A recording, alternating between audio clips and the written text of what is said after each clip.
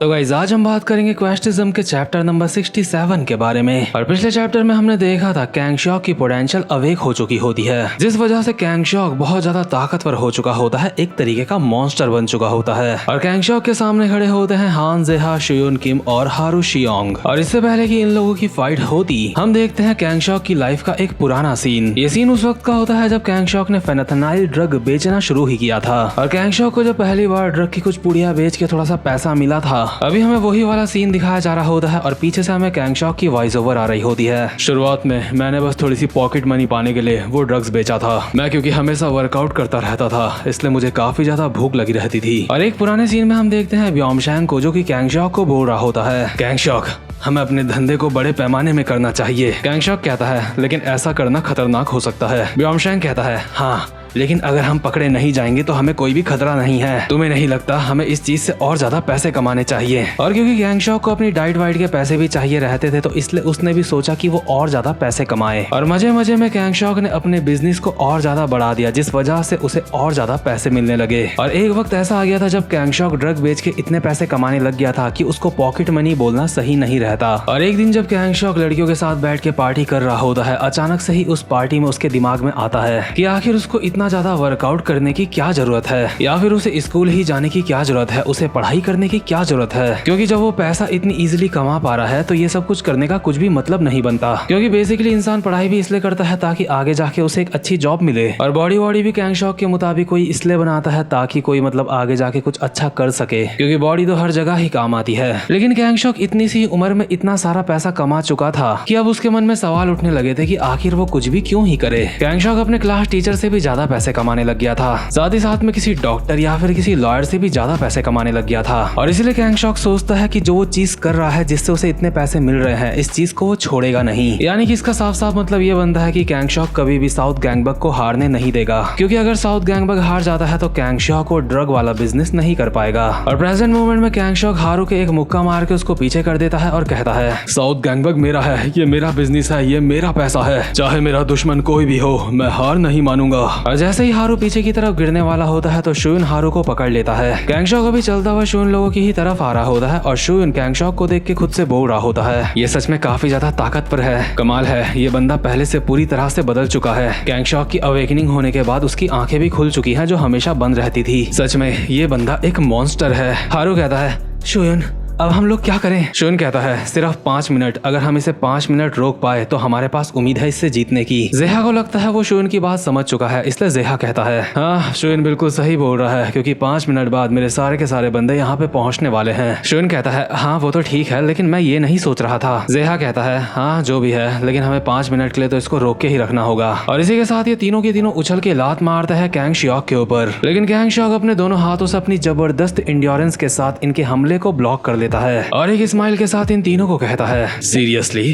क्या तुम लोगों को ऐसा लगता है तुम मुझसे जीत सकते हो? अगर ऐसी बात है तो कोशिश करो मेरे अटैक से बचने की। और कैंग शॉक किसी सांड की तरह अभी इनके ऊपर अटैक कर देता है। कैंग शॉक के एक मुक्के से ही शुयुन और जेहा उड़ते हुए पीछे की तरफ जा रहे होते हैं और कैंग शॉक दोबारा से भागता हुआ इनकी तरफ आ रहा होता है और बोल रहा होता है मेरे सामने इतना ज्यादा टिकने का क्या फायदा, क्योंकि आखिर में तुम सबकी मैं वाट लगाने वाला हूँ। और अभी कैंग शॉक अपने नाम राइनो को पूरी तरह से जस्टिफाई कर रहा होता है, क्योंकि अभी कैंग शॉक किसी राइनो की ही तरह इन सबको मार रहा होता है उड़ा उड़ा के। लेकिन जैसे ही कैंग शॉक दोबारा से भागता हुआ आ रहा होता है शुयुन लोगों के ऊपर अटैक करने के लिए, इतने में ही कैंग शॉक के सामने हारू आ जाता है, जो कि अपने कॉविरिया फाइटिंग स्टाइल का इस्तेमाल करके कैंग शॉक के मुंह पे एक लात बजा देता है। हारू को अपनी स्पीड में पूरी तरह से काफी यकीन होता है, इसलिए हारू इसके बाद एक और लात मारता है कैंग शॉक के कमर में। इसके बाद एक और खतरनाक लात कैंग शॉक के मुंह पे, जिससे कैंग शॉक के मुंह से खून निकलने लगता है। हारू अभी कैंग शॉक के उन पार्ट्स पे हमला कर रहा होता है जहाँ पे कैंग शॉक को बहुत ज्यादा दर्द होगा, क्योंकि चाहे कैंग शॉक की बॉडी कितनी भी ज्यादा ताकतवर हो, लेकिन कमजोर हिस्से सबकी बॉडी में होते हैं। और इसके बाद हारू उछल के एक और मुक्का मारने वाला होता है कैंग शॉक के सर पे, क्योंकि सर एक बॉडी का काफी कमजोर हिस्सा माना जाता है। लेकिन इससे पहले कि हारू की लात कैंग शॉक के सर पे पड़ती, कैंग शॉक हवा में ही हारू की टांग पकड़ लेता है और कहता है मुझे इस तरह की किक्स पसंद नहीं है, और उठा के हारू को सीधा जमीन में पटक देता है। हारू की हालत खराब होते ही शुयुन उछलता हुआ आता है कैंग शॉक के ऊपर अटैक करने के लिए ओल्ड फैशन टैक्योन के स्टाइल में। लेकिन जैसे ही शुयुन कैंग शॉक के ऊपर हमला करता है तो कैंग शॉक हवा में ही शुयुन को अपने दोनों हाथों से पकड़ लेता है और साथ में शोयुन को बोल रहा होता है, शोयुन किम, मैं हमेशा से ही तुझे अपनी पकड़ में लेना चाहता था। मेरी जिंदगी में सारी चीजें तब से खराब होना शुरू हुई है जब से तू मेरी जिंदगी में आया था और इसलिए मैं तुझे अभी खत्म करने वाला हूँ। ताकत के अकॉर्डिंग देखा जाए तो शोयुन के पास अभी कैंगशॉक से बचने का कोई भी रास्ता नहीं होता, लेकिन शोयुन अभी यहाँ पे इस्तेमाल करता है अपने नए गोल्ड कार्ड का, जिससे वो बहुत ही तेज से बोल सकता है। और शोयुन चिल्ला के कैंगशॉक को कहता है, हरामजादे,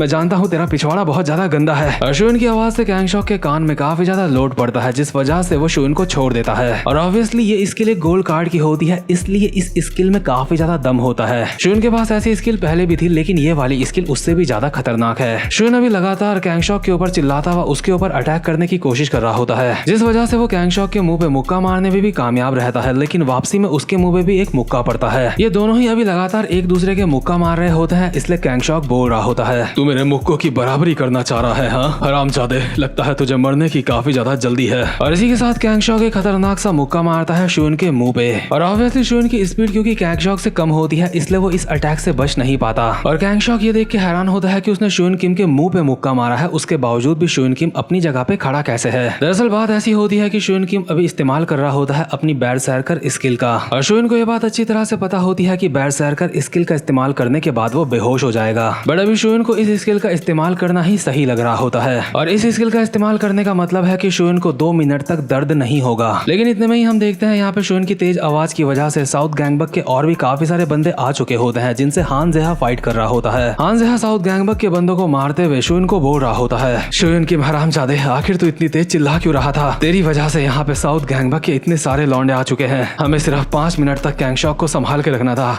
आखिर ये बेवकूफ सोच क्या रहा है? ये लोग नंबर में हमसे काफी ज्यादा हैं, हम जितनी देर इनसे फाइट करेंगे उतना हमारा नुकसान होगा। ऐसी सिचुएशन में होने के बावजूद भी क्या इसके पास कोई रास्ता है इस सिचुएशन से बाहर निकलने का? और आखिर साले इतने सारे बंदे यहाँ पे आ कहाँ से रहे हैं साउथ गैंगबक के? दूसरी तरफ हम देखते हैं कैंगशॉक शोयुन के मुंह पे मुक्के बजा रहा होता है, लेकिन उसको दर्द नहीं हो रहा होता। इसलिए शोयुन के अंदर इतनी जान तो होती है कि वो वापसी में कैंगशॉक के ऊपर हमला कर पाए। कैंगशॉक से मुक्का खाने के बाद जैसे ही शोयुन उसके ऊपर हमला करता है तो कैंगशॉक नीचे झुक जाता है, और साथ साथ में कैंगशॉक अपने मन में बोल रहा होता है, क्या इसको मेरे मुक्कों से दर्द नहीं हो रहा है? क्या फाइट करने की वजह से इसे इतना जोश आ चुका है कि इसे दर्द का पता ही नहीं चल रहा है? लेकिन चाहे कुछ भी हो, इस बात से कोई भी फर्क नहीं पड़ता, ये मुझसे जीत नहीं सकता। और कैंगशॉक शोयुन की कमर पकड़ के उसको बहुत ही खतरनाक तरीके से जमीन में पटक देता है, लेकिन अभी भी शोयुन को कुछ भी नहीं हुआ होता है बैरसर्कर स्किल की वजह से। और कैंगशॉक बोल रहा होता है, तेरे 5 मिनट खत्म हो चुके हैं, अब तेरा खेल भी यहीं पे खत्म होता है। और कैंगशॉक शोयुन के मुंह पे एक खतरनाक सा मुक्का मारने वाला होता है, जो कि उसका फिनिशिंग अटैक होता है, लेकिन शोयुन के बैरसर्कर का टाइमर अब भी चल रहा होता है, जिसकी वजह से अगर उसको ये मुक्का पड़ भी जाए तो उसको कुछ ना होता। लेकिन इतने में ही कैंगशॉक की कमर में पीछे से एक बंदा लात मार के उसको दूर फेंक देता है, और ये लात किसी और ने नहीं मारी होती है को हाजुन ने। अभी यहाँ पे को हाजुन और युनडोंग ली भी पहुंच चुके होते हैं। युनडोंग कहता है,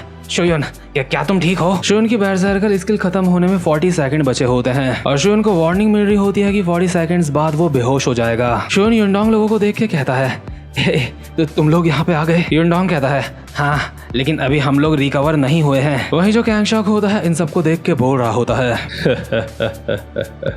अच्छा तो ये बात थी, इसलिए तू 5 मिनट रुकने के लिए बोल रहा था? हाँ, तू 5 मिनट मुझे इसलिए रोकना चाहता था ताकि तेरे आधे मरे हुए बंदे यहाँ पे आके तेरी मदद कर सके। शोयुन की बैरसर्कर स्किल भी खत्म होने वाली होती है, लेकिन वो कैंगशॉक को कहता है, आखिर तो क्या बकवास कर रहा है, हम लोगों ने तो अभी फाइट करना शुरू करा है बस। और शोयुन ऐसा क्यों बोल रहा होता है उसके लिए हम देखते हैं एक पुराना सीन। हम देखते हैं शोयुन अपने एक कार्ड की तरफ देख रहा होता है और बोल रहा होता है, आखिर अब मैं क्या करूं, साउथ गैंगबक के हायर बंदों को मारने के बावजूद भी अभी भी मेरे पास काफी सारा टाइम बचा है। मुझे अभी हान जेहा से भी मिलने जाना है, जो कि कैंगशॉक को मारने के लिए गया है। और ये सारी बातें शोयुन अपने एक प्लेटिनियम कार्ड की तरफ देख के बोल रहा होता है, और इस कार्ड का नाम कहीं पे डायपर लिखा है, कहीं पे मिरर कॉल लिखा है। और ये कार्ड शोयुन एक हफ्ते में सिर्फ एक बार ही इस्तेमाल करता है, और इस कार्ड की खासियत ये होती है कि जब शोयुन की गैंग का कोई भी बंदा फाइट करने के काबिल नहीं रहेगा और शोयुन भी काबिल नहीं रहेगा फाइट करने के, तो शोयुन और उसके साथ के बंदों के स्टैट्स 1 मिनट के लिए बढ़ जाएंगे, साथ साथ में उन सबका स्टेमिना भी रिकवर हो जाएगा। और शोयुन तो वैसे भी बैरसर्कर स्किल खत्म होने की वजह से बेहोश होने ही वाला होता है, और उसके बाकी के बंदों का स्टेमिना पूरी तरह से पहले ही खत्म हो चुका होता है। और जैसे ही शोयुन का प्लेटिनियम कार्ड दोबारा से एक्टिवेट होता है, शोयुन कैंगशॉक को कहता है,